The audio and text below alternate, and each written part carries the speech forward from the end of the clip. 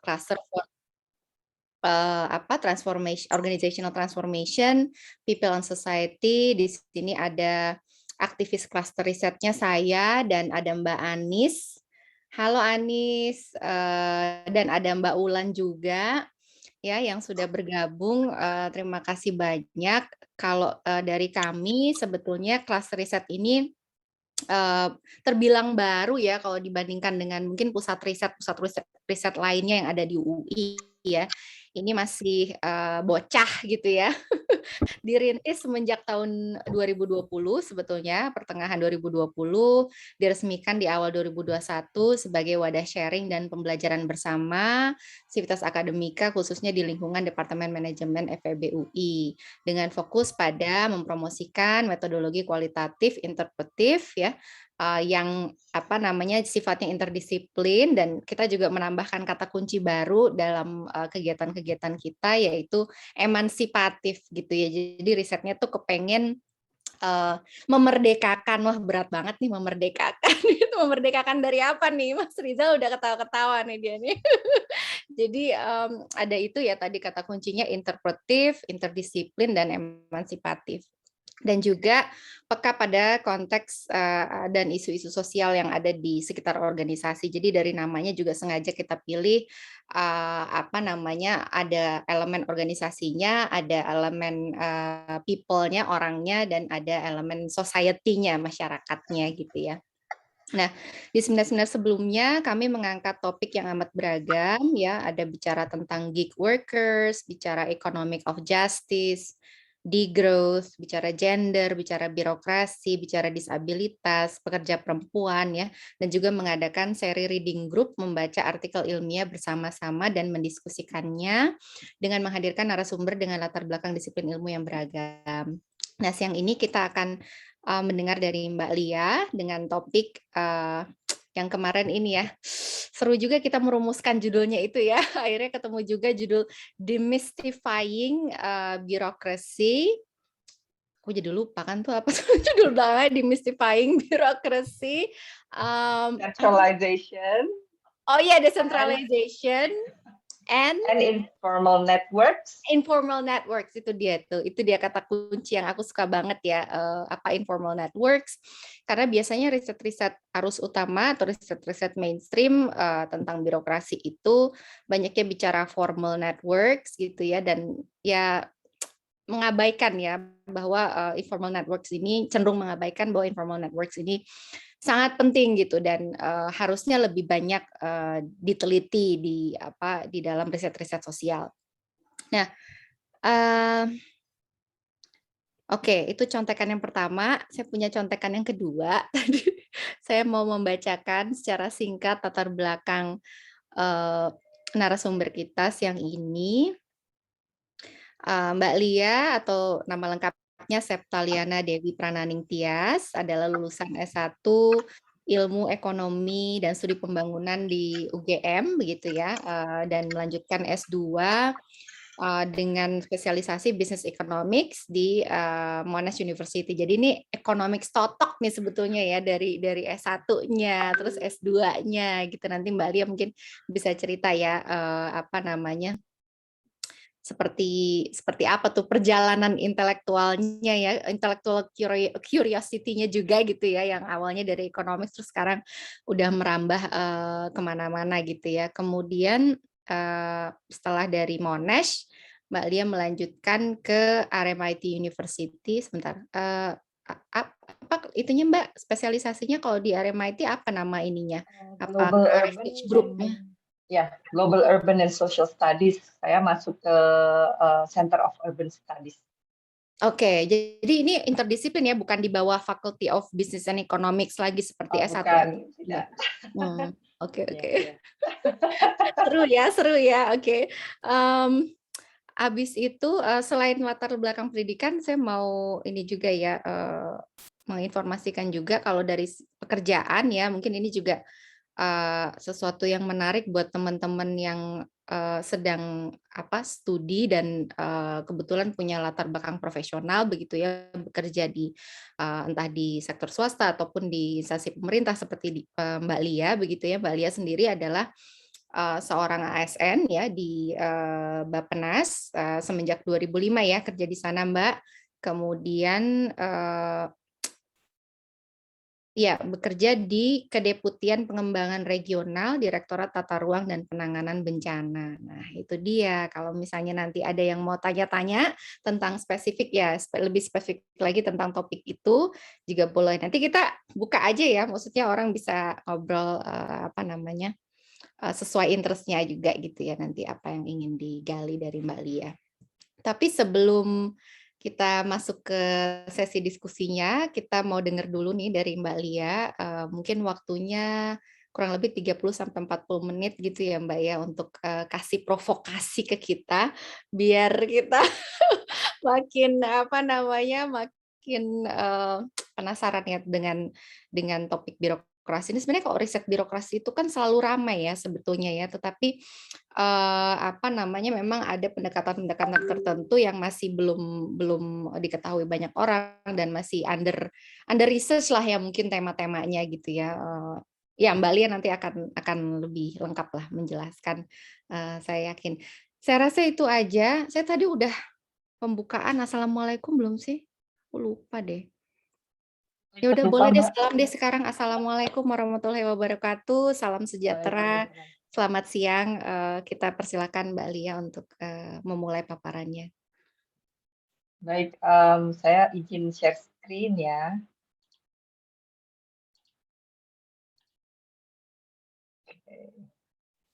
Sudah bisa terlihat? Oke. Sudah. Oke. Oke, ini judulnya saya ganti-ganti dikit gitu ya, karena saya memaparkan sedikit banyak nanti bagian dari pemaparan saya adalah dari penelitian yang masih sedang berlangsung gitu ya. Jadi saya tambahin aspek governance di sini gitu. Namun kalau saya ingin sedikit memantik provokasi kata Mbak Tanti tadi, ini kita mau demystifying atau demystifying. Nah, gitu. Apakah birokrasi ini sesuatu yang masih berkabut atau sesuatu yang sebenarnya mistik gitu ya? Karena kalau kita baca di media-media gitu, tiap hari kita semakin kaget atau di Twitter gitu. Sebenarnya birokrasi kita ini gimana gitu ya? Nanti saya mungkin seiring dengan presentasi ingin mengajak. Jadi benar kata Mbak Tanti, aliran ini tuh masih belum banyak digunakan dalam meneliti birokrat atau governance di Indonesia gitu ya. Masih belum ditengok lah, bisa terlihat dari mungkin peserta yang belum banyak ya Mbak Ganti. Tapi udah disebar, pokoknya kita terus berkampanye. Nah, ada 4 hal yang ingin saya ulas, nanti saya mungkin akan ada yang saya lewati, namun intinya sekarang itu sebenarnya kita harus sudah terbuka dengan era interdisiplinary gitu. Kita tidak bisa menutup memandang sebuah masalah atau sebuah fenomena dan menelitinya dari satu sudut pandang keilmuan saja. Yang kedua adalah penelitian di governance, birokrasi, dan desentralisasi di Indonesia. Sebenarnya sampai di mana penelitian tentang hal tersebut, apa saja yang sebenarnya sudah pernah dilakukan. Saya mungkin tidak akan sangat mendalam, namun memberi sedikit idea kita sebenarnya ada di mana sekarang.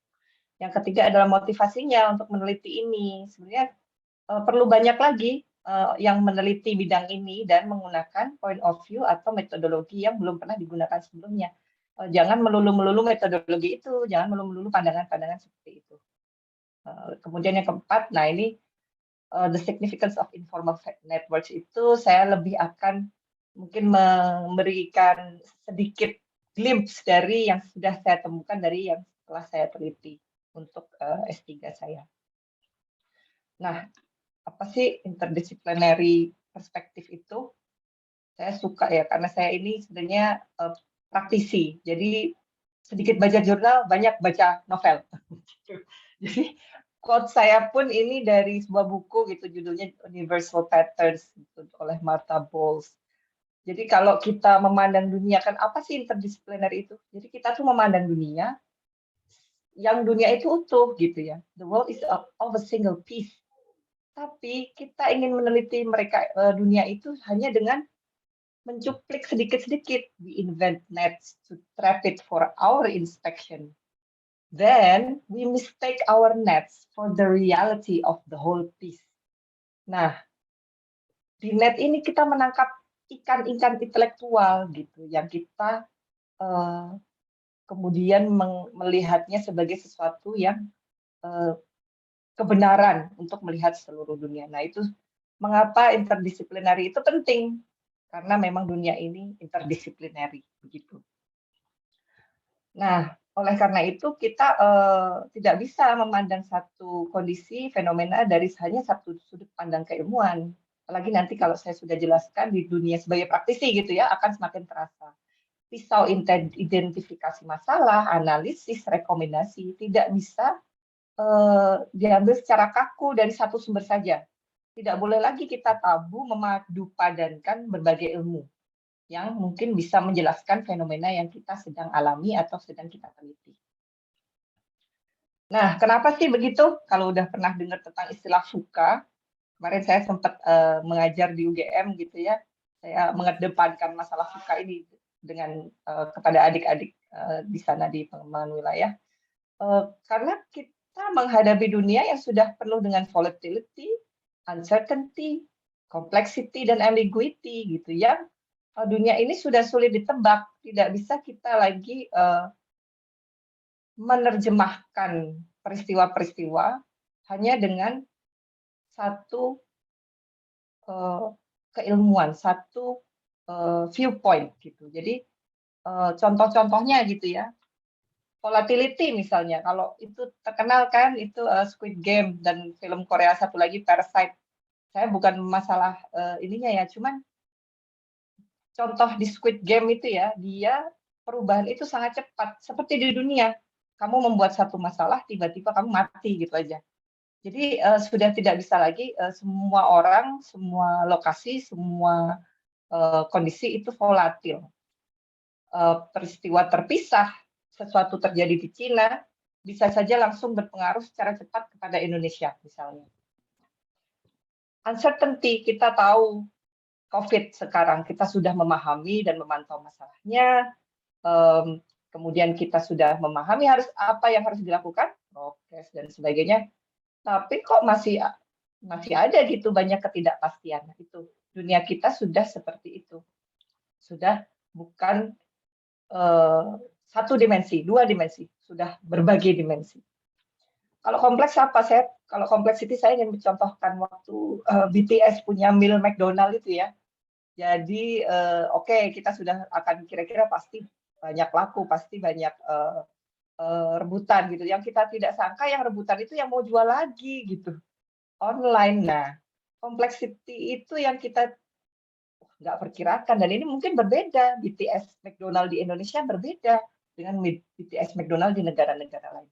Jadi kompleksitas yang timbul dari interaksi manusia ke manusia lain, kemudian yang timbul dari sikap-sikap manusia yang memiliki kultur berbeda dan sebagainya, itu yang juga harus kita bisa pelajari dari berbagai ilmu pengetahuan. Kalau ambiguity, saya ingin mencontohkan Ronaldo gitu ya, waktu dia menyingkirkan 2 botol Coca-Cola gitu ya, tiba-tiba aja Coca-Cola rugi $4 billion gitu. Nah, itu kok bisa kayak gitu? Nggak kepikiran Coca-Cola waktu itu kalau gesture yang sangat kurang dari 1 menit Ronaldo bisa menyebabkan dia merugi besar. Nah, ambiguity seperti itu yang juga dihadapi dunia saat ini. Sehingga tentu kita tidak bisa lagi gitu memandang atau melakukan penelitian dan merasa bahwa cukup kita melihat dari satu sisi. Kita berasumsi bahwa semua masalah di dunia ini dapat diselesaikan dan digeneralisasi. Nah, terus apa sih kaitannya dengan research on governance, birokrasi, dan decentralization di Indonesia? Jadi kalau pengalaman saya gitu ya sebagai peneliti di bidang ini, saya cerita dulu, saya S1, S2 seperti yang sudah diceritakan Mbak Kanti, economics murni, S1-nya economics murni walaupun ada studi pembangunan, kemudian S2-nya business economics itu juga economics murni. Namun saya bekerja di bidang pengembangan regional dan itu kental dengan interaksi berbagai pemangku kepentingan pembangunan, baik dari sesama pemerintah maupun masyarakat, kemudian ada juga pihak swasta, kemudian ada juga donor. Semuanya itu sangat kompleks dan nggak bisa kita cari dalam teori gitu ya. Sehingga kalau kita lihat dari penelitian resmi yang ada gitu ya, ini kok nggak hilang ya? Penelitian resmi yang ada itu kalau governance gitu ya, sudah ada nih penelitian yang tentang governance memandang, kalau governance itu gini, saya terangin dulu. Governance itu proses ya, jadi dia bukan sesuatu yang remedi langsung gitu, yang penyelesaian dari atau jawaban dari sebuah masalah. Itu yang kadang disalah persepsikan dan disalahgunakan gitu oleh pihak-pihak khususnya global society gitu untuk mengeneralkan kegiatan-kegiatan atau pembangunan di negara-negara khususnya negara berkembang.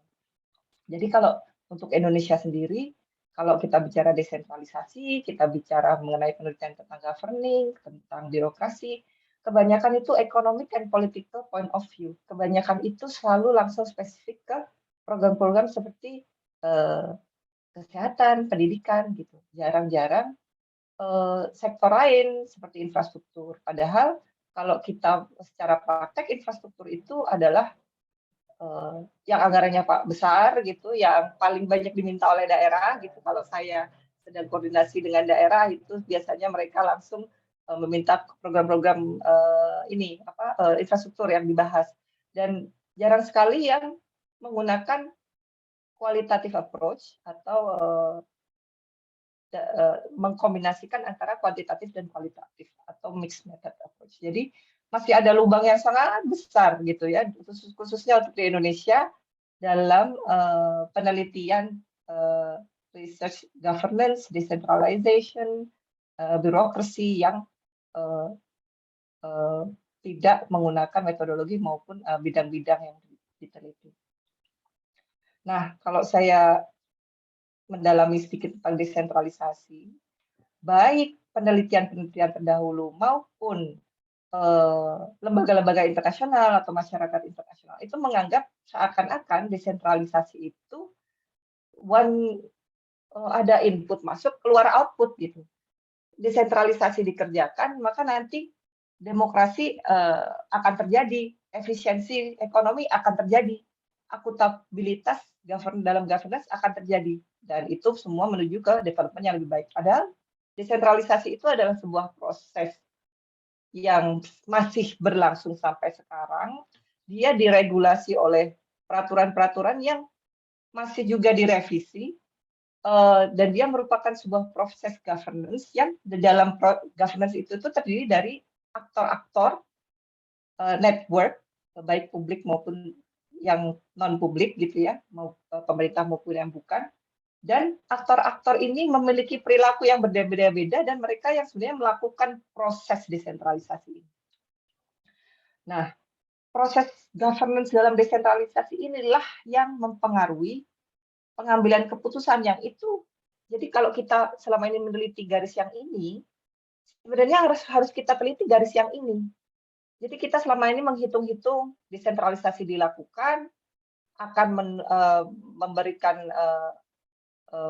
dampak kepada demokrasi, efisiensi akuntabilitas, sehingga development maju. Tapi tidak demikian gitu. Harusnya yang kita lihat prosesnya itu bagaimana, orang-orang yang melakukan, yang terlibat dalam proses itu bagaimana, baru kita bisa melihat bagaimana dia sebenarnya dampaknya dalam development. Yang panah kedua ini tidak bisa diteliti secara kuantitatif dengan sempurna. Itulah mengapa pendekatan kualitatif itu penting dalam segala sesuatu yang sifatnya adalah proses atau masih berlangsung. Nah, teori-teorinya biasanya gitu ya, ini kalau nanti ada yang iseng pengen lihat gitu, decentralization and development itu siapa saja yang pernah menulis, desentralisasi saja, itu siapa saja yang pernah nulis, dan governance itu siapa saja.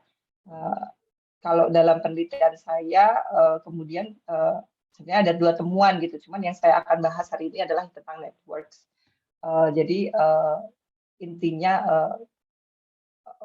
mainstream teori yang menerlatar belakangi riset ini sebenarnya tidak hanya satu gitu, tapi banyak hal. Ini baru aja banget ini beritanya. Saya dapat dari teman saya tadi, wah pas banget ini ya. Birokrasi, itu apa sih birokrasi gitu ya? Kita selalu sering diucapkan gitu, tapi secara konteks kita tidak memahami atau kita tidak bisa sebenarnya mendefinisikan atau mendeterminasi konteks birokrasi itu apa. Apa sih birokrasi itu? Birokrasi itu apa PNS-nya?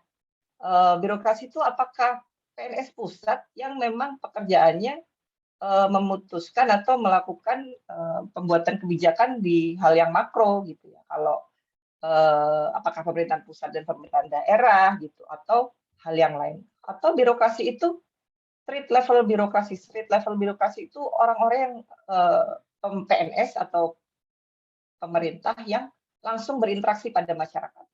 Guru itu street level birokrasi. Pak Lurah itu street level birokrasi. Jadi birokrasi yang mana sih sebenarnya sangat luas gitu.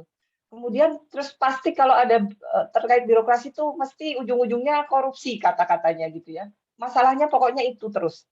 Nah itu udah bertahun-tahun ya, kita udah merdeka berapa tahun, tapi masalahnya korupsi aja terus gitu ya. Jadi apakah memang seperti itu? Mungkin nanti yang pernah ikut talk-nya Mbak Kanti gitu, menarik gitu ya, bisa menyambungkan itu. Cuman ujung-ujungnya kalau korupsi kemudian orang pengen ngukur gitu kan, can it be measured gitu, bureaucracy and the performance and how to make it better, itu semua nanti akhir-akhir ujung-ujungnya dikuantitatifkan kemudian diukur. Nah itu bukan kesalahan besar ya, tapi harus diimbangi oleh perspektif lain. Nah kita nih kalau yang PNS tahu nih, kita lagi di uber-uber KPI aja tiap hari, apalagi akhir tahun kerjaan banyak, suruh kasih laporan KPI juga gitu. Tapi apakah tepat ya gitu ya? Apakah tepat kita diukur secara rigid sama persis dari pusat sampai daerah sampai palurah gitu misalnya, dari yang pekerjaannya kayak saya di Bappenas yang duduk di meja mengerjakan major project atau kebijakan makro dengan yang misalnya di PU gitu, atau yang misalnya di dinas kelautan gitu. Apakah bisa gitu kita secara spesifik, itu kemarin baru saja ada masalah gitu bahwa Menpan menginginkan menyeragamkan gitu pengukuran perjanjian kinerja lah. Bagaimana menyeragamkan gitu, orang kita pekerjaannya beda-beda. Tapi, nah ini saya dapat dari Mbak Kanti ini sebenarnya yang sebelah kanan ini gambarnya. Itu dari Kaskus. Saya dapatnya dari Kaskus. Jadi kita mau bikin KPI gimana pun, tapi tetap aja pendapatnya di masyarakat. Kalau jadi PNS itu berhasil tidak dipuji, gagal dicaci maki, hilang tidak dicari, kaya dicuri, miskin salah sendiri. Nah, itu nggak cuma di dalam negeri ya, gitu. Kita governance-nya, demokrasinya, tata pemerintahannya itu juga di benchmark oleh international society. Jadi saya nggak ingin menyalahkan total dari aliran di Indonesia yang ingin mengukur-mengukur. Karena kenyataannya international organizations atau global world ingin mengukur gitu.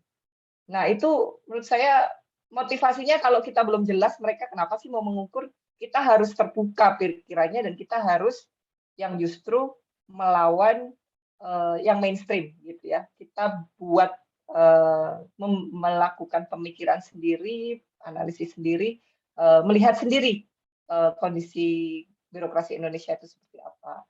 Nah itu ujung-ujungnya kita terpaksa juga sebenarnya kalau dunia internasional mengukur itu, kita biar diakui dunia, oh Indonesia governance index-nya sudah bagus, investor ayo masuk. Nah kenapa kita jadi dinilai dengan aturan orang lain yang mungkin dibuatnya berdasarkan negara maju 100 tahun lebih duluan dari kita gitu misalnya, dengan kultur yang berbeda, Kenapa seperti itu? Nah, itu yang titik-titik kritis atau pertanyaan-pertanyaan kritis yang harus kita tanyakan saat kita melakukan penelitian seperti ini. Jadi yang agak lebih susah tapi hasilnya lebih baik. Nah, ini makanya masuk ke sini.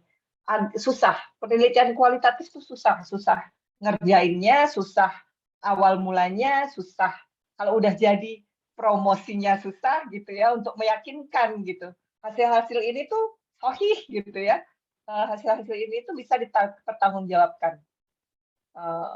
Saya mau cerita sedikit diri saya sendiri gitu. Kenapa sih saya kemudian yang tadinya ekonomik murni S1, S2 yang tapi ini saya tahunya setelah saya melakukan penelitian kualitatif ya. Tadinya saya mikirnya, wah ekonomi itu kan susah banget ya, harus statistik, harus teorinya ini. Ternyata setelah saya melakukan penelitian kualitatif, ya ampun, kualitatif lebih susah.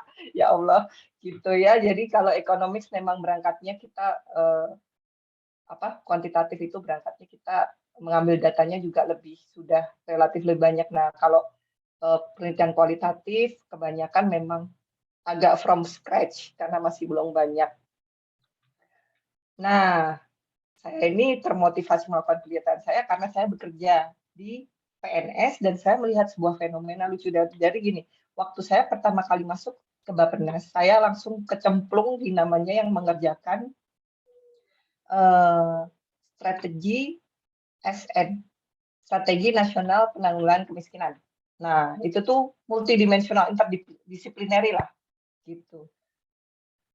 Itu di-drive oleh sebuah lembaga nasional, World Bank. Di-drive oleh World Bank karena mau mencapai SDGs, kemudian semua negara berkembang harus punya strategi penanggulangan kemiskinan kan. Motonya World Bank tentang poverty seperti itu ya. Terus ya karena kita mau mengikuti tren dunia gitu ya, tren pembangunan ya kita juga bikin. Nah, di saat saya bikin itu tuh udah kita buat sebaik mungkin, kemudian kita sesuaikan dengan kondisi yang ada, kita melibatkan masyarakat, kita melibatkan LSM. Namun pada satu titik tertentu dokumen tersebut kemudian hanya menjadi dokumen di perpustakaan. Jadi memang kita waktu itu merasa loh ini kenapa? Karena sebuah political unwillingness untuk melanjutkan dokumen tersebut sehingga menjadi mentah gitu ya. Nah, berangkat dari pragmatisme itu apa sih? Waktu itu saya dan rekan-rekan saya semua gitu karena kita merasa konsep ini udah bagus gitu. Kita langsung banting setir. Oke, kalau ini tidak keluar di dokumen ini, saya akan masukkan ke dokumen resmi pemerintah, yaitu waktu itu di RPJMN. Nah, mungkin memang kalau diteliti gitu ya, proses dari membuat kebijakan ini, dokumen tersebut, kemudian menjadi RPJM itu, kalau dilihat dari teori yang resmi, theoretical framework gitu, filosofinya gitu, kita nggak akan nangkep gitu. Tapi ini seperti gambar ini gitu ya. Jadi waktu itu kita nggak tahu, udah kita nggak mikir lagi. Yang penting benangnya nggak ruwet lagi gitu. Ya udah, gimana caranya ini semua strategi bisa kita terapkan dalam pembangunan. Nah itu yang saya bilang tadi, quote-quote saya itu nggak dari jurnal akademik gitu. Saya suka baca novel, jadi saya jadi The Hunger Games. Tapi Hunger Games itu secara filosofi bagus sekali loh kalau suka melihat permasalahan sosial. Jadi whatever the truth is, I don't see how it will help me to get food on the table. Hal ini tuh sangat in resonance with the society, with the poor. Bagaimana mereka melihat pemerintah punya kebijakan ini, teori-teori ada berbagai macam untuk mengentaskan kemiskinan, program-program berbagai macam. Tapi tetap meja saya kosong dan saya besok tidak bisa makan. Bagaimana misalnya dalam pandemi seperti ini, tetap secara pragmatis mereka mikir, gue mau makan apa besok? Ya terserah itu ada program-program segala macam, tapi sebenarnya gue mau makan apa besok? Jadi berangkat dari situ saya memutuskan untuk melakukan penelitian saya itu dari filosofi pragmatisme. Nah ini agak serius sedikit aja. saya mau bandingin. Jadi kalau S3 itu kita disuruh menentukan ontologi, epistemologi gitu ya, Mbak Kanti ya. Jadi ada positivism yang orang-orang ekonomis biasanya di situ tuh. Eh, Nah, ujung paling sono sendiri tuh pragmatism. Jadi saya mengambil di sini karena tentu saya melihat selama bekerja di Bappenas mengalami desentralisasi, saya melihat tidak bisa lagi saya meneliti jika ingin benar-benar mengetahui apa yang terjadi, mengapa itu terjadi dalam hal desentralisasi, saya tidak bisa lagi menggunakan uh, filosofi yang lainnya. Saya harus menggunakan apa yang saya alami sebagai praktisi. Jadi saya ini sebenarnya juga kualitatif ya, cuman memang berangkatnya beda gitu ya Mbak Kanti. Mungkin saya nggak ahli nih yang di kedua hal ini, mungkin Mbak Kanti atau Mas Rizal bisa lebih menerangkan, tapi kalau di dalam pragmatisme intinya dari apa yang saya alami, saya ingin teliti dan saya membuat riset question tentang yang saya alami tersebut gitu intinya. Nah, ini sedikit tentang riset saya lagi, jadi lebih kepada permasalahan apa sih yang terjadi di aplikasi desentralisasi ini gitu. Jadi kalau saya melihatnya itu kita terus-menerus digelontorkan dana internasional yang billions of dollars terus-menerus untuk desentralisasi gitu ya. Alasannya apa? Alasannya karena desentralisasi ternyata berhasil dengan yang tadi itu penelitiannya, yang bahwa desentralisasi itu input, mengeluarkan output. Tapi belum ada tuh yang membuktikan desentralisasi itu berhasil dari penelitian yang bahwa dia itu proses, yang di dalamnya ada pelaku-pelaku proses tersebut, sehingga mengeluarkan output. Nah, itu digelontorkan terus tuh uangnya. Tapi sekarang gimana hasilnya? Apa benar gitu? Ya, kita tidak bisa mengatakan desentralisasi tidak berhasil, tapi apakah benar yang dikatakan bahwa dia sangat berhasil? Nah, terus saya juga dalam pekerjaan saya juga saya melihat ada permasalahan dalam konsepnya yang tadi saya bilang dan dalam empirical work-nya gitu. Ada tantangan dalam governance kalau kita bisa mengasumsikan bahwa desentralisasi adalah governance proses. Kenapa penelitian selama ini belum pernah dilakukan dari point of view governance gitu untuk desentralisasi. Nah, kemudian kalau kita kemudian melihat desentralisasi sebagai proses governance, mengapa tantangan-tantangan governance konsep itu tidak diteliti secara lebih baik dalam penelitian yang terkait desentralisasi. Nah, kalau empirical work itu tadi decentralization is a one-time intervention. Jadi seperti prosesnya itu tidak dianggap lagi. Dan yang saya lihat juga infrastruktur, padahal daerah mungkin teman-teman saya di Bappenas bisa mengamini gitu ya. Daerah itu pasti nanya tentang infrastruktur. Tapi kenapa malah paling sedikit diteliti gitu ya? Saya juga tidak memahami. Padahal datanya juga tersedia dengan baik. Begitu. Nah, mungkin sedikit ini saya berapa menit lagi Mbak Kanti. Sedikit ya tentang hasil penelitian saya gitu ya, apa yang saya temukan, the significance of informal networks. Nanti siapa tahu Mbak Kanti berminat dengan hasil penelitian nomor 2 saya yang tentang leadership untuk seri berikutnya Mbak Kanti. Tapi yang sekarang mungkin saya mau nerangin tentang significance of informal networks.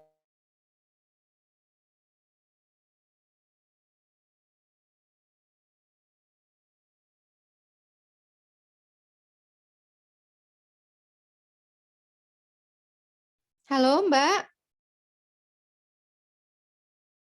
terlempar ya kayaknya.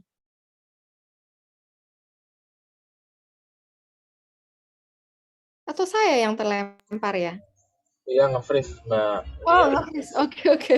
Iya, nge-freeze Bu Septaliana. Ya, hilang ya? Udah Iya, masuk lagi belum? hilang. Udah ini udah. Maafkan tadi sampai mana ya? Internetku kok buruk. Ya itu slide yang Halo. yang mau nggak kedengeran ya? Empirical work, application concepts. Tentang informal network, slide tentang informal network.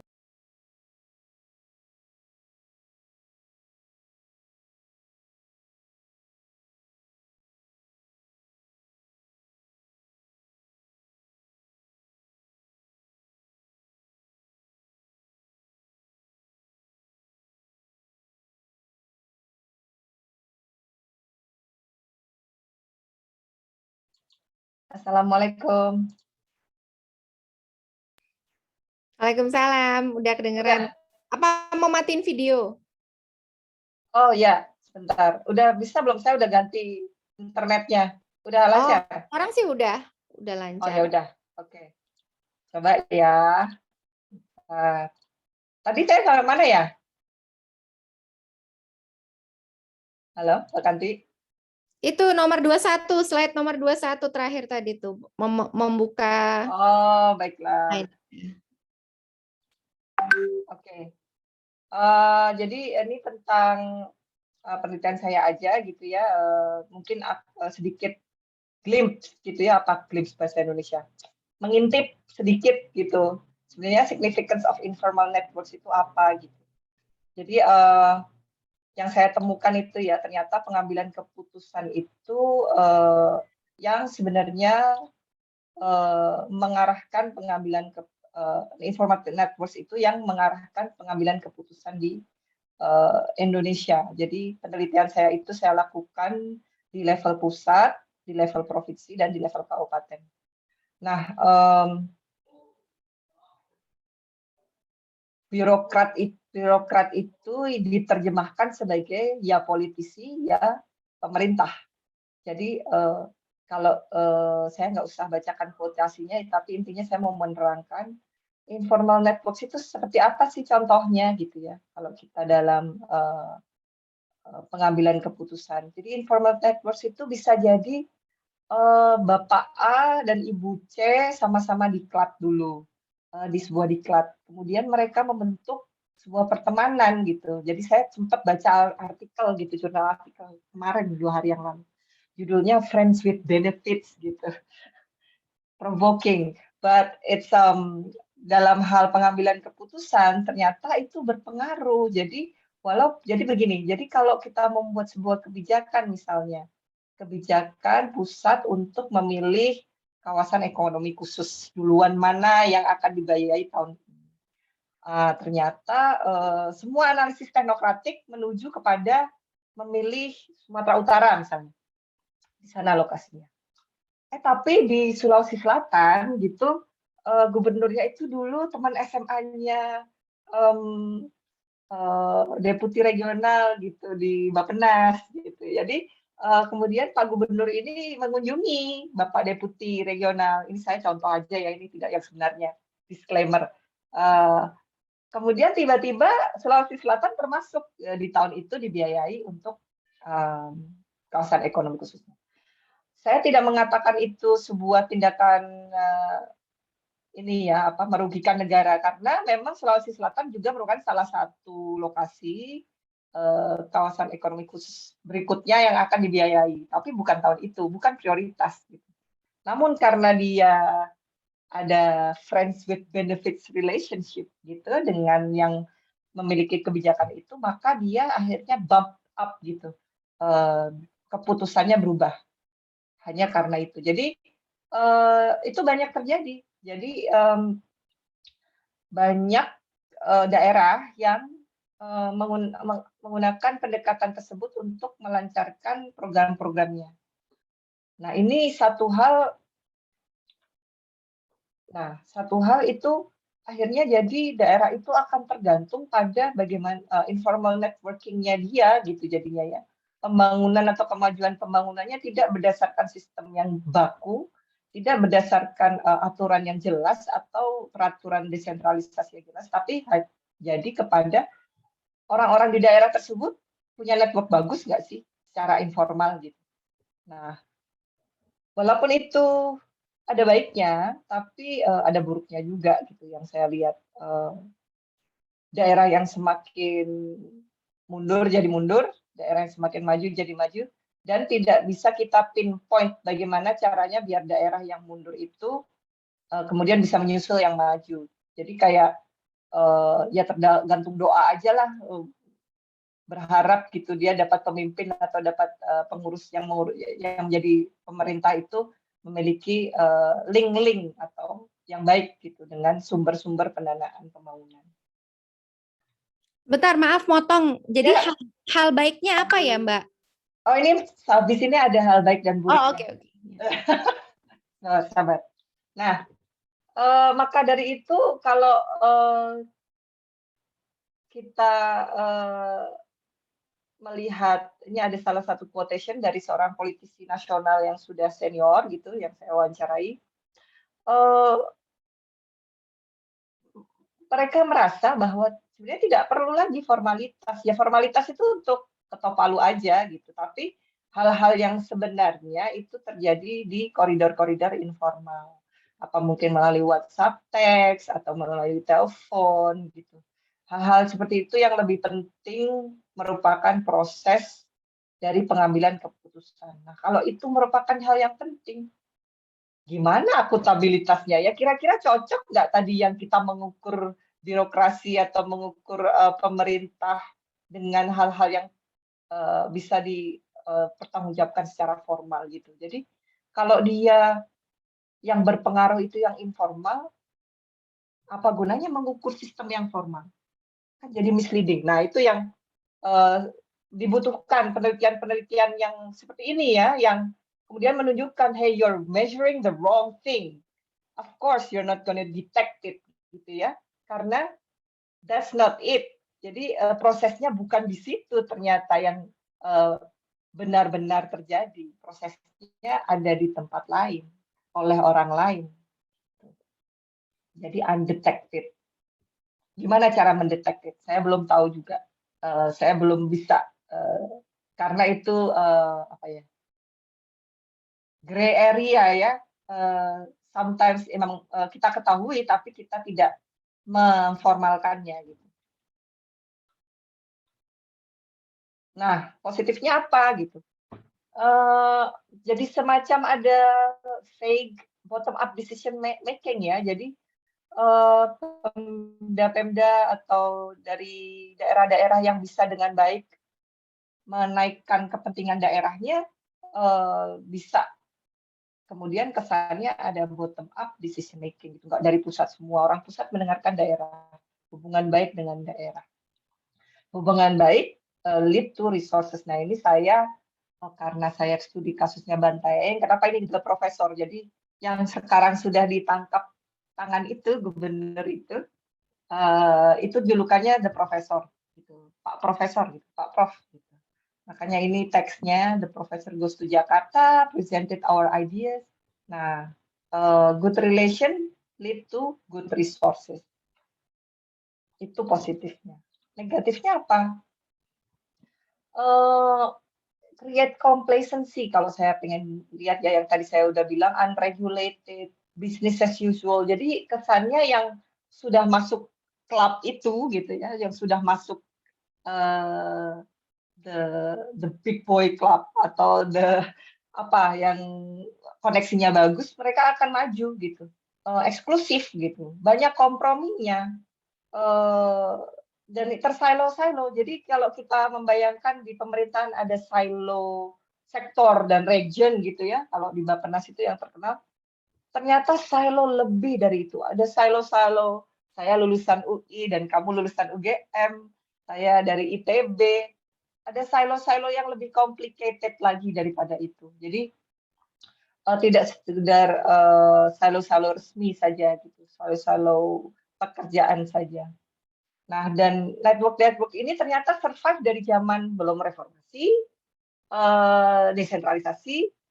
Jadi network-network yang sama, orang-orang yang sama, dan kalau kita mau nyebrang ke penelitian sebelah gitu, mungkin oligark yang sama. Jadi itu yang harus diwaspadai. Untuk solusinya atau untuk apa ya? Kalau saya kemarin sempat kepikiran gitu. Jadi gimana dong? Masyarakat ini yang paling kasihan kan masyarakat sebenarnya.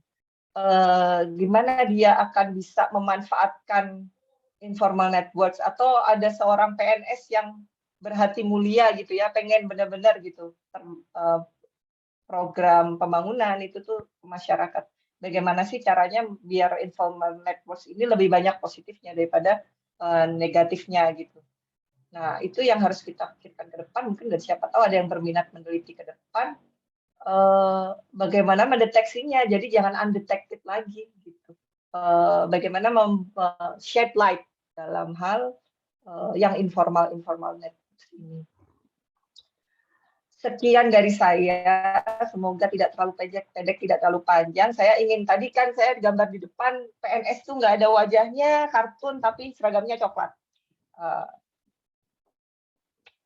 Masuk ke lumpur langsung jadi PNS. Ya, itu saja.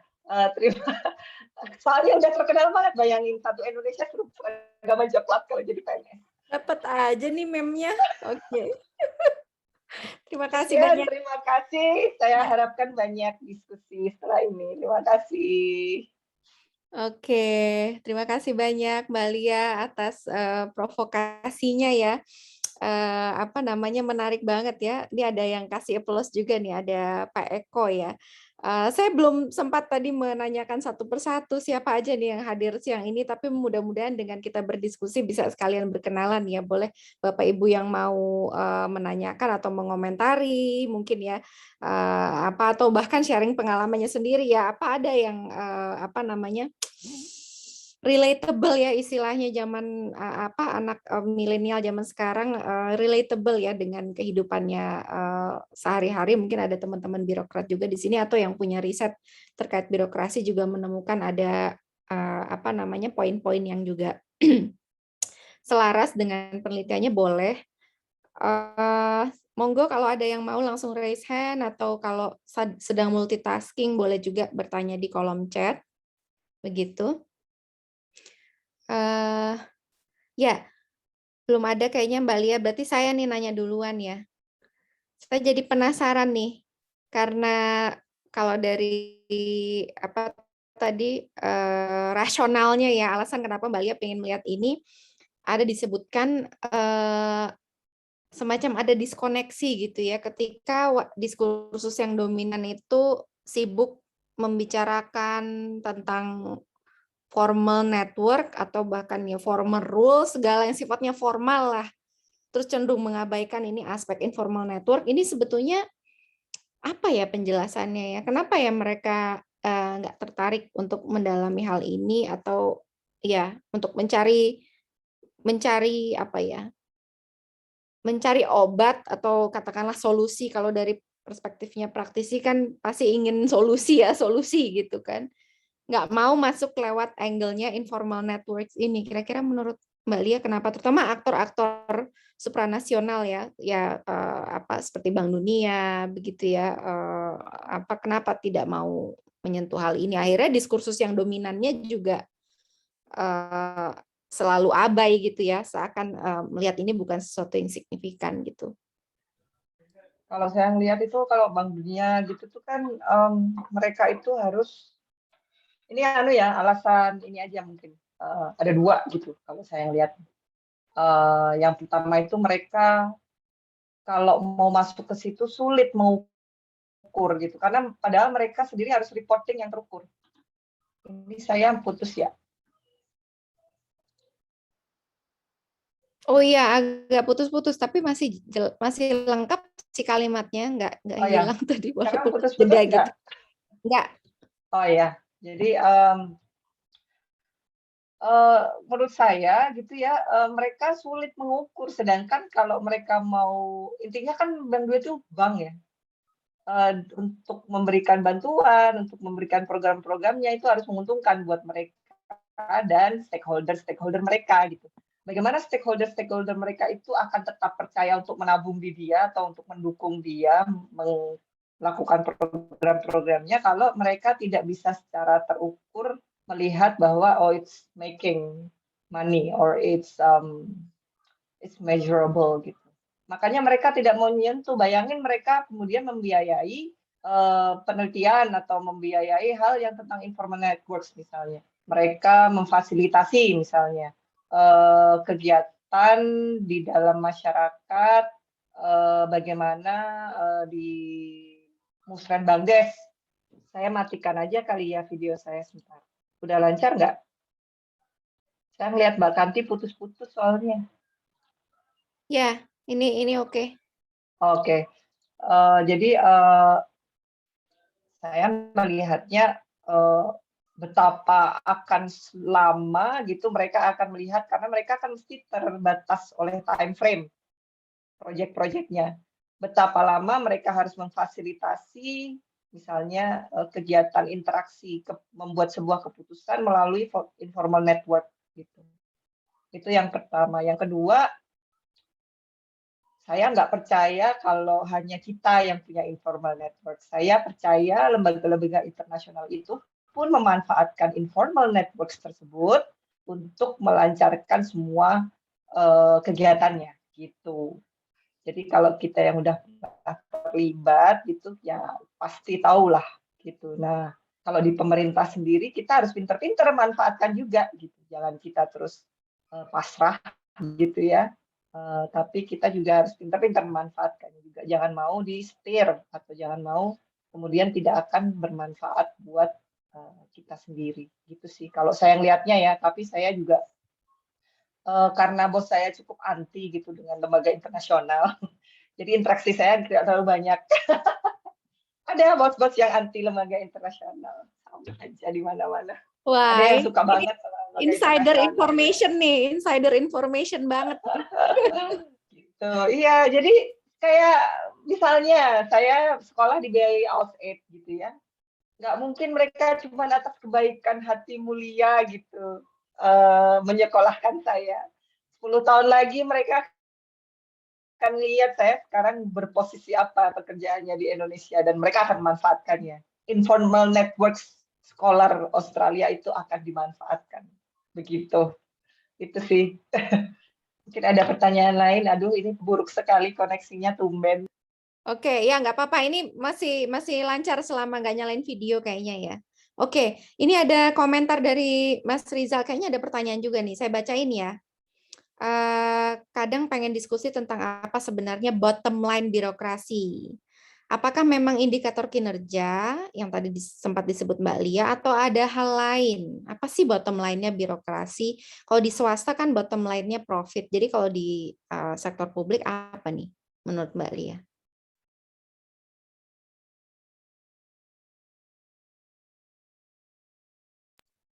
Sebenarnya apa ya, macam-macam sih, saya nggak secara resmi karena setelah saya melakukan penelitian saya itu hal yang paling penting yang saya pelajari adalah never trust the formal settings gitu. Mungkin kalau kita baca perjanjian kinerja kita di awal jadi PNS gitu ya, jadi atau apa sumpah kita gitu ya untuk negara, masyarakat gitu. Terus zaman dulu kita dinilai, kalau sekarang ada SKP ya, kalau sekarang ada kayak KPI sendiri gitu berbeda. Kalau dulu itu benar-benar penilaiannya dari DP3 namanya itu loyalitas terhadap nusa dan bangsa gitu. Kemudian apa ya, apalagi ya aneh-aneh lah pokoknya loyalitas terhadap pimpinan gitu.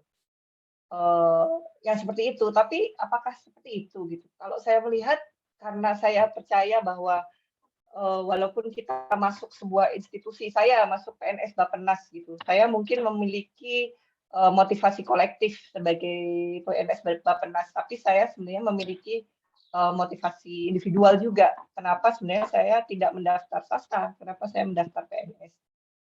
Itu setiap orang punya sendiri-sendiri. Dan makanya saya encourage untuk penelitian kualitatif yang banyak gitu ya. Semoga suatu saat bisa tercover semuanya se-Indonesia Raya. Cuman motivasi individual ini yang macam-macam gitu PNS. Ada yang biar saya dapat pensiun, nanti kalau udah pensiun. Ada yang memang senang pekerjaannya di PNS. Ada yang biar saya nggak bisa dipecat. Macam-macam gitu. Jadi istilah bottom line pun saya sudah nggak terlalu percaya gitu jadinya. Ngerti maksud saya Mbak Kanti? Gitu. Jadi semuanya itu tidak bisa kita patok akhirnya gitu tanpa sebelumnya melakukan mendalami lagi gitu tentang konsep birokrasi ini. Jadi saya nggak percaya yang dibilang birokrasi sekarang ini apa dan didefinisikan secara rigid gitu, saya nggak percaya. Jadi mungkin tidak ada bottom line yang universal mungkin ya dari perspektifnya Mbak Lia. Apakah kemudian setiap birokrat itu perlu diberdayakan untuk merekonstruksi ya, apa sih sebetulnya bottom line untuk dia gitu ya, purpose-nya dia gitu ya menjadi seorang birokrat. Kok jadi filosofis banget nih diskusinya? Iya ya gimana ya? Soalnya eh, behavior manusia itu beda-beda. Jadi karena dulu di ekonomik saya kebetulan S2-nya itu fokusnya institutional economics sama behavioral economics. Jadi saya memang dari sejak S2 itu udah kayak tersengat gitu ya, tersengat. Saya kok mengeneralisir manusia menjadi entitas yang rasional pasti akan melakukan A, B, C, D, E jika E, F, G, H gitu ya. Sedangkan tidak demikian gitu. Jadi kayak Mbak Kanti tadi pagi bilang rational choice theory. Jadi akhirnya jangan-jangan kita irrational choice theory gitu yang sebenarnya harus kita dalami gitu Mbak Kanti ya. Karena kadang saya ngobrol gitu ya kapan itu dengan seorang pegawai gitu di Bappenas. Gajinya tinggi, kemudian tapi dengan pandemi ini dia tuh kerja mungkin 22 jam sehari gitu. Dan bosnya itu tidak menghargai, walaupun dia bekerja dengan baik. Dia bilang sama saya ini kayak gini, kalau ada kesempatan pensiun aja deh, saya kok bukan uang lagi, udah tolong ukur saya gitu ya. Oh, PNS kok mikir uang, tolong ukurnya nggak bisa PNS mikir uang, karena nggak ada uangnya, gitu. Tapi saya itu nggak diajeni, saya itu nggak diwongke. Gitu. Nah, kalau kita lihat teori-teori atau kayak sistem manajemen perusahaan zaman sekarang yang people oriented, yang kemudian tidak memaksakan mengkotak-kotakkan pegawai ke kotak-kotak tertentu, tapi lebih kepada pegawai itu punya keunggulan kekurangan, punya motivasi beda-beda, ya udah kita pantik mereka untuk lebih produktif itu dari motivasi individu, bukan kita kelompokkan, kita kotak-kotakan lagi. Gitu. Kita tidak bisa mengeneralisir manusia. Jadi makanya sekarang banyak tidak suka dengan struktur organisasi yang rigid seperti pemerintah saat ini. Tapi kayak Google gitu, dia akan bikin pot kecil atau dia bikin unit A yang mungkin setahun lagi udah bubar unitnya hanya untuk mengerjakan khusus tujuan kecil. Tapi di situ supervisornya bisa tahu benar motivasi individu tiap pekerjanya dan bisa mengoptimalkan mereka menjadi produktif. Nah, apakah kemudian kita bicara tadi itu yang saya di paparan saya itu ya, kiamat PNS sudah dekat gitu. Apakah kemudian karena hal seperti itu ada isu kiamat PNS sudah dekat? Apakah jangan-jangan itu belum diteliti Mbak Kati. Saya nggak suka juga kalau dibilang harus ikut model Google, harus ikut model yang sekarang, tapi kita sebenarnya belum melihat akar masalahnya. Kenapa kita tidak bisa mencapai tujuan kita gitu. Jadi hal-hal seperti itu sih. Saya nggak nyalain video jadi gimana gitu, padahal saya udah mendelik-mendelik gitu Mbak Kanti. Coba nyalain lagi nih, bentar lagi Mas Rizal, kayaknya Mas Rizal mau merespon nih dari jawaban. Udah mendelik-mendelik Mas, tapi masa nggak kelihatan, kan sedih saya. Silakan Mas Rizal, mau ada tanggapan? Iya, cuma tadi memang mau ini apa? Mau request lihat mendeliknya Mbak Lia. Boleh perkenalkan diri sekalian nggak biar teman-teman yang lain juga tahu. Iya, thank you. Iya, makasih Mbak Kanti, Mbak Lia. Izin memperkenalkan diri sebentar ya. Saya Rizal dari institusi, saya birokrat juga dari institusinya BPKP. Cuma belum lama juga berkenalan dengan udah lama berkenalan dengan Mbak Kanti, Mbak Lia, bukan hanya sebagai birokrat tapi juga ya kalau saya sih sosok akademisi ya. Cuma Mbak Kanti kan akademisi tulen gitu. Karena baru lulus saja jadi masih sosok. Itu tadi Mbak Kanti, Mbak Lia, saya itu cuma kadang-kadang justru pengennya sih birokrasi itu selama ini yang dipikir memang kalau mikirin profit emang nggak bisa, kita dapat profit dari mana kan. Lalu yang dipikirin itu segala sesuatu itu harus ada hubungannya dengan kinerja. Nah, kalau sudah selalu dihubungkan dengan kinerja, nanti takutnya memang bukan hanya takutnya ya, efeknya itu sudah banyak propaganda produktivitas di mana-mana yang akhirnya ujung-ujungnya ada eksploitasi, diskriminasi segala macam. Nah, kadang-kadang makanya saya kadang-kadang pengen mendiskusikan itu sebenarnya apa sih bottom line kita. Artinya kalau di kantor itu yang dibahas bukan hanya mana targetnya, berapa targetnya, sudah capek belum, sudah berapa persen, kemudian punishment reward itu diarahnya ke sana terus. Jadi kayak ya hanya itu bottom line kita gitu. Apa ada hal yang lain yang bisa kita geser pelan-pelan supaya itu lebih paling nggak mengurangi toxic lah. Karena kalau performance oriented ya, kalau di swasta profit oriented, kalau di birokrasi yang saya rasakan memang performance oriented.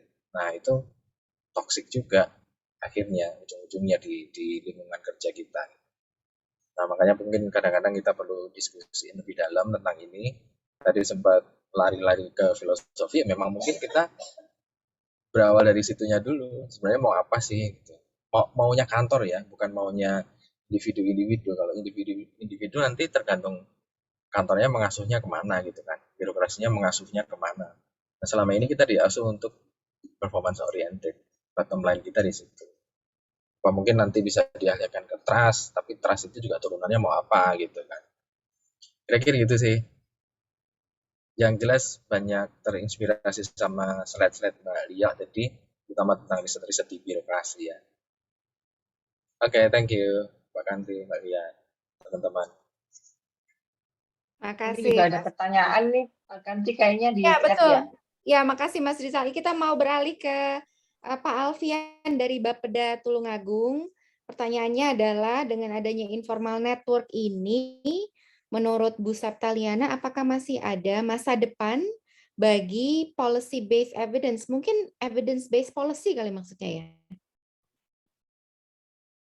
Di Justru birokrasi ini. ya, justru ada banget gitu ya kalau menurut saya, karena sebenarnya evidence itu kan jangan kita mengerucutkan evidence itu dari data-data statistik misalnya. Evidence itu bisa banyak. Gitu. Jadi justru dengan pragmatism menurut saya,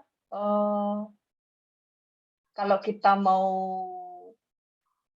mencapai sesuatu gitu atau membuat kebijakan sesuatu, tentunya evidence-nya bisa kita ambil dari mana saja gitu. Jadi yang penelitian misalnya, kajian itu tetap bisa digunakan, dan kajian kualitatif itu juga sahih gitu ya Mbak Kanti ya.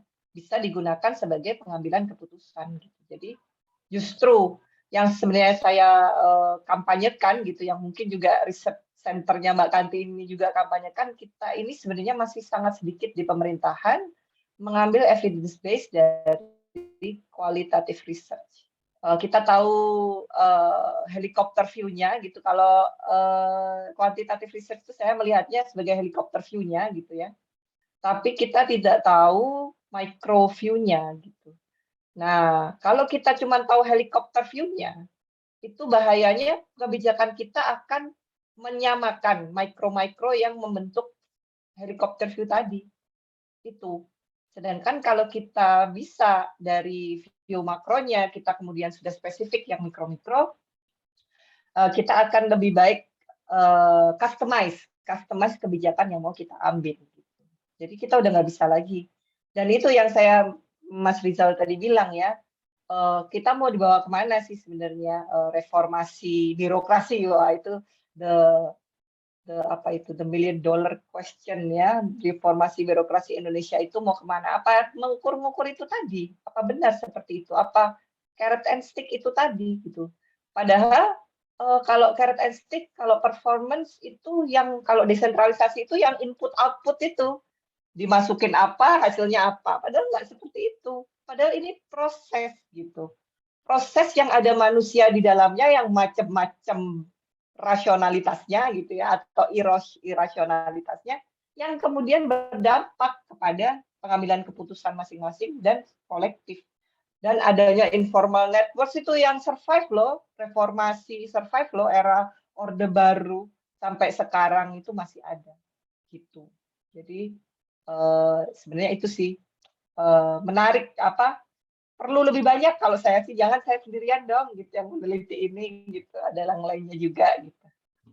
Ya, ya jadi itu sekaligus mengklarifikasi ya ketika ada pemahaman tentang informal networks yang di luar apa ya pakem yang arus utama gitu ya, dan seolah-olah itu bukan evidence ya, justru itu yang kita coba problematisasi gitu ya Mbak Lia ya, kenapa pemahaman yang seperti ini seolah-olah jadi bukan evidence gitu, padahal it's also a form of evidence gitu kan, in its own right gitu kan. Dan kalau kita pakai lensa sosiologi, antropologi gitu ya, itu bukan sesuatu yang baru sebetulnya ya, how we construct evidence lewat metodologinya Mbak Lia, metode penelitiannya Mbak Lia gitu kan, dengan menginterview dan lain sebagainya. Terus mungkin yang juga menarik adalah itu tadi ya, keengganan untuk melihat ini sebagai bagian dari evidence, sehingga tidak mau digunakan sebagai dasar untuk melakukan perubahan misalnya ya, dan ketika ada yang tidak berjalan dengan baik atau segala macam tetap dipertahankan status quo-nya gitu seolah-olah ya, karena dianggap basis ilmiahnya nggak ada gitu ya, dianggap karena bukan angka gitu, jadi kita nggak perlu berbuat apa-apa. Itu menurut saya menarik sih, dinamika seperti itu gitu. Tapi nyata, dan ini nyata Mbak Kanti. Saya sendiri tahun ini terlibat dalam sebuah penelitian, kemudian kebetulan direkturnya itu pro kualitatif, jadi berhasil saya yakinkan gitu ya. Anggota-anggota ininya tuh banyak yang pro kuantitatif. Waduh, perdebatannya sulit banget. Saya sampai pusing menerangkan bahwa no, ini robust. Metodologi ini robust, pengambilan datanya sudah benar gitu, bahwa tidak perlu lebih dari 50 observasi gitu. Tapi kalau sudah saturate, yang simple-simple aja sebenarnya. Yang sebenarnya kita lebih harus banyak promosi atau gimana ya, atau ada give a chance kepada peneliti kualitatif ini ya, untuk menunjukkan something different gitu. Kalau di regional sendiri misalnya untuk Papua gitu, sekarang kita nggak ada yang nanya nih, Papua ini kebijakannya, desain strateginya kayak gitu-gitu aja gitu, dan sudah evidence based policy, evidence-nya jangan-jangan yang salah gitu loh. Kenapa begitu-begitu aja, nggak bisa kita melihat Papua pembangunannya. Sekarang kita melihat Papua, kita harapkan maju hanya dengan trickling money gitu. Kok nggak maju-maju ya Papua, yang disalahin masyarakatnya, yang disalahin nggak bisa nerima. Saya kok tersinggung gitu mendengar masyarakat Papua dibilang gitu. Jangan-jangan bukan itu gitu. Jangan-jangan karena mereka berkonflik. Gimana negara yang lagi perang mau dikasih duit seberapa pun nggak mungkin maju gitu. Jadi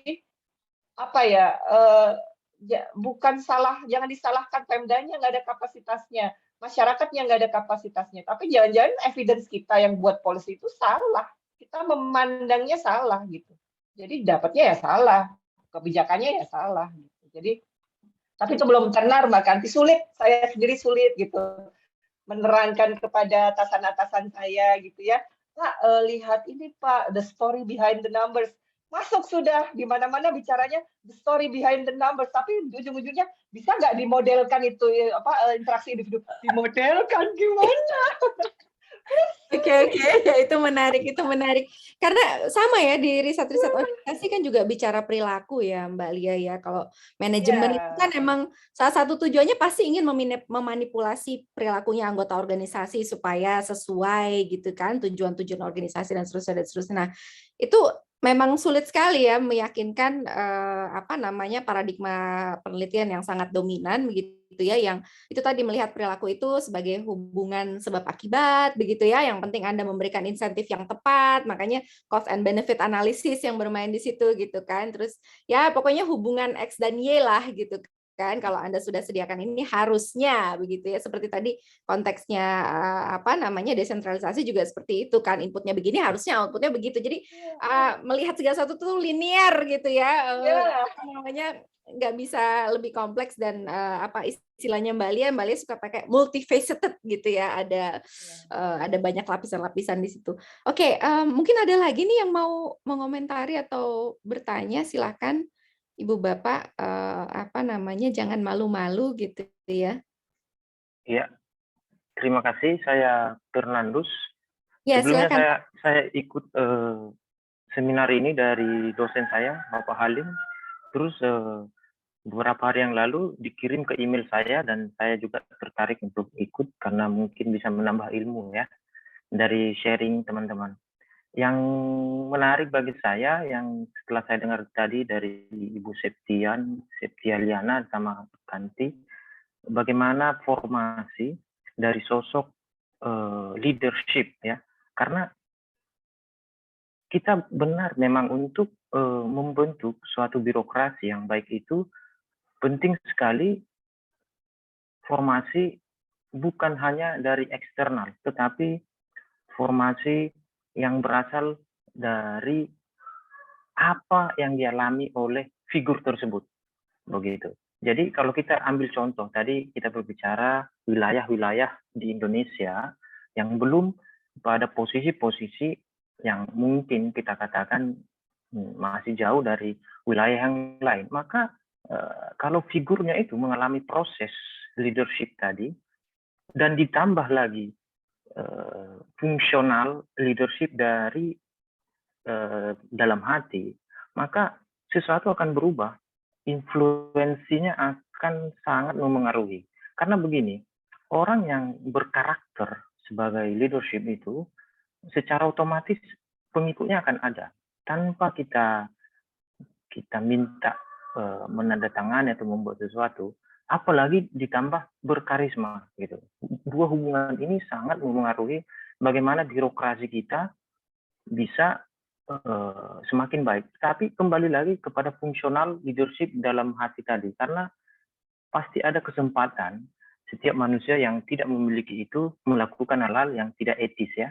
Karena kita kan manusia, tidak luput dari kekurangan dan tidak luput dari kemunafikan. Ketika saya juga memimpin suatu organisasi, maka seolah-olah saya menangani semua itu. Sebenarnya tidak, ada networkingnya. Gitu. Saya di sini adalah sebagai fungsional leadership tadi yang menggerakkan yang pertama sekali. Mungkin ini bagian yang masih harus didalami dalam pemerintahan kita atau birokrasi yang sedang mungkin sekarang ya, mungkin saya juga melihat bahwa ada beberapa para leadership kita, para figur kita yang melaksanakan apa yang selayaknya mereka laksanakan. Karena kan kita harus konsentrasi pada spesifiknya, pada sebenarnya kalau dikonkretkan apa yang kita bicarakan tadi, apa yang Ibu sampaikan tadi itu sangat-sangat menarik sekali karena pengalaman kalian kan sudah mendalam begitu, sudah secara akademis ya, secara metode kualitatif maupun kuantitatif, tetapi mungkin secara formasi itu masih perlu kita saya juga masih belajar dari kalian, makanya saya menambah ilmu juga. Terima kasih. Ya, baik. Pak Fernandus dari pemerintahan juga kah dari Saya kuliah di Pasca Sarjana ISI. Oh, sedang studi. Oke, baik. Saya mahasiswa. Ya. Makasih Pak Fernandus. Silakan Mbak Lia. Nah, ini Mbak Kanti, berarti mungkin ada untuk seri 2, seri 2. Senang banget penelitiannya dipresentasikan. Tapi salah satu temuan saya juga, Pak Fernandus, tepat sekali, bahwa leadership itu, nah tapi yang menarik yang saya temukan itu untuk to be continued, biar penasaran dikit, leadership yang bagaimana sih gitu. Karena teori leadership banyak, apakah dia memang aslinya begitu lahir nangis udah jadi leader, atau dia punya bapak leader raja-raja dari terdahulu, ataukah dia memang training untuk jadi leader, lingkungannya berpengaruh sehingga dia memiliki karakter leadership bagus. Nah, jadi leadership sendiri ada teori-teorinya. Cuman pengalaman saya ya kerja di Bappenas gitu selama ini selalu di Deputi Pengembangan Regional gitu. Karena kalau di daerah tuh leadership itu banyak, bisa dari kepala daerahnya, baik bupati, wali kota maupun gubernur, tapi ada juga kepala Bapeda, tapi ada juga legislatifnya. Jadi kalau kami dari pengalaman saya bekerja gitu ya, asalkan salah satu itu fungsi-fungsi mereka itu bekerja dengan baik, dalam artian mereka bisa saling cross check each other, itu akan baik. Yang buruk kadang justru jika mereka berkongsi bersama-sama dalam keburukan gitu. Jadi mereka bersepakat untuk tidak baik. Itu yang bermasalah. Tapi kalau ini kayaknya saya mati lagi. Mati lagi ya? Mati lagi kah? Enggak, masih kedengeran Oh, kok. sudah. Oke. Ya, jadi kalau Sekarang tidak kedengaran.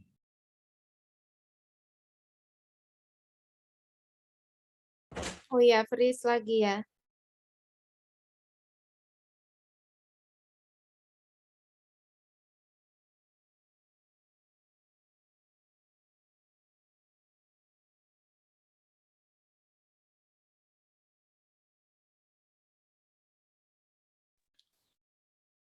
Oke, kita tunggu dulu ya Mbak Lia kembali. Mungkin masih ada satu kesempatan lagi kalau masih ada yang mau berkomentar atau bertanya, silakan jangan malu-malu ya Bapak Ibu nanti setelah Mbak Lia kembali gitu. saya udah masuk lagi kayaknya ya. Oh ya, ini udah. Ini tumben loh seperti ini, heran. Mau hujan kali. Jadi gitu ya, masih nyambung kah? Masih. Oh ya, jadi gitu. Jadi leadership ini saya sendiri sudah tidak terlalu percaya. Jadi penelitian saya itu saya harus mengambil teori-teori dalam psikologi untuk menganalisis masalah leadership. Halo. Muncul sedikit. Begitu. Jadi menarik Mas Fernandes. Jadi kalau ingin menekuni penelitian ini, saya sangat senang ada yang ini ya. Karena kadang leadership dikerdilkan gitu. Penelitian-penelitian leadership itu. Jadi terus leadership itu seakan-akan kalau di pemerintahan kita tuh ada diklat pimpinan. Jadi kalau jadi leader habis masuk diklat keluar jadi pemimpin gitu kan, itu nggak masuk akal. Gitu. Apa guna program-program itu? Kalau saya sih nggak terlalu masuk akal gitu. Ya. Jadi harus ada reformasi lagi itu sepertinya. Iya. Itu PNS Ababil nggak pernah ikut diklat pimpinan, puluhan ribu loh followernya PNS Ababil. Itu menunggu dianalisis juga tuh, Mbak Lia. Baik, makasih banyak. Terima kasih. Ya, terima kasih. Kelihatannya nggak ada lagi nih yang mau komentar. Atau dari Bappenas sendiri tadi Mbak Lia bilang katanya ada yang join. Silakan kalau mau. Ada nggak ya? Ada Mas Bimo. Mas Bimo ini setiap hari udah saya ceramain, jadi mungkin gitu. dia bosan. Mas Bimo gimana? Ada feedback untuk kami kira-kira riset berikutnya? Baik sama saya. Mungkin Mas Bimo bisa diajak bicara. Mas Bimo ini spesialisasinya data geospasial loh, Mbak Kanti. Oh, mantap, mantap. Ternyata di geospasial itu ada aliran kualitatif juga. Jadi kemarin saya diajak Mas Bimo untuk halo Mbak Kanti. Ya, diajak. Halo, kedengeran masih? Iya. Waduh. Halo, Mbak Kanti. Mulai breaking ya. Udah, ini masih bisa nyambung nggak? Masih. Oh, ya, jadi Mas Bimo ngajak saya tuh kemarin di forum pemetaan gitu. Apa BIM namanya toponimi. Geseter dan toponimi, Mbak ya.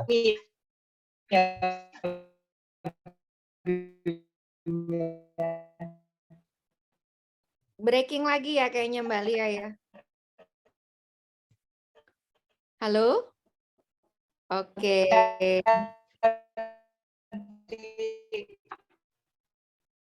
Iya. Oke, nggak apa-apa. Halo. Nah, Bisa? ini baru jelas. Tadi putus-putus. Aduh, Ya, Masya Mas Bimo, Allah. Mas Bimo tadi udah merespon tuh. Mau apa? Ada usulan nggak untuk berikutnya tuh sebetulnya riset apa sih yang perlu lebih digaungkan ya untuk memahami kompleksitas yang ada di birokrasi begitu. Wah, jadi dipanggil.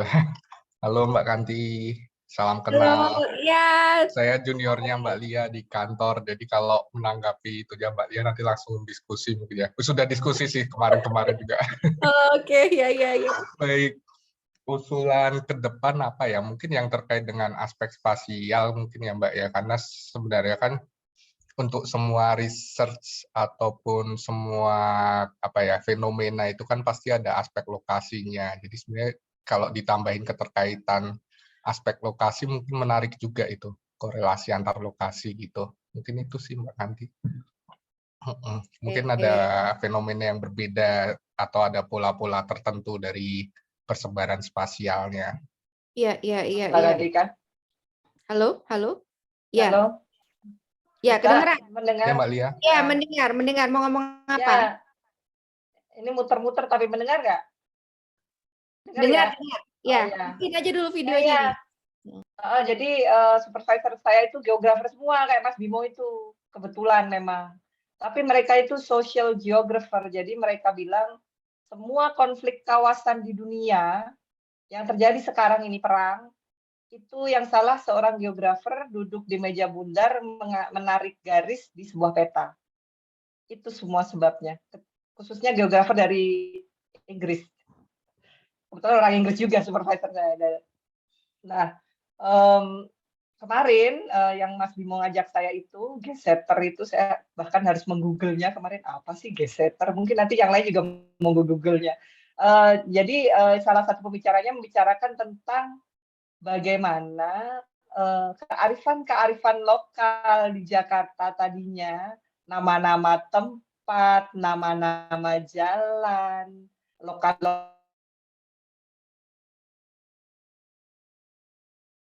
Oke, kayaknya kita harus berpisah nih sama Mbak Lia. Udah breaking terus ya dari tadi. Baik, terima kasih banyak sekali lagi Ibu Bapak yang sudah bergabung siang ini. Coba nih Mbak Lia masih ada nggak di sini? Ya, mungkin saya sampaikan terima kasih nanti japri aja ya ke Mbak Lia ya. Terima kasih banyak atas waktunya dan juga insight-nya. Juga kepada semua ibu bapak yang sudah bergabung dalam diskusi siang ini, mudah-mudahan tidak kapok dan bisa bergabung lagi di diskusi berikutnya. Ini dia nih udah mau ada last comment, last closing statement, mau ditutup. Udah breaking banget Mbak Kanti, nggak tahu nih kenapa. Kedengeran nggak? Oke, it's okay, nggak apa-apa. Oke, saya mohon pamit semuanya. Sampai ketemu di 2 minggu ke depan akan ada diskusi lagi dari kelas riset kami begitu. Wassalamualaikum warahmatullahi wabarakatuh. Selamat siang, salam sehat semuanya. Selamat Terima siang. kasih, mohon maaf. Terima kasih. Selamat siang. Terima kasih.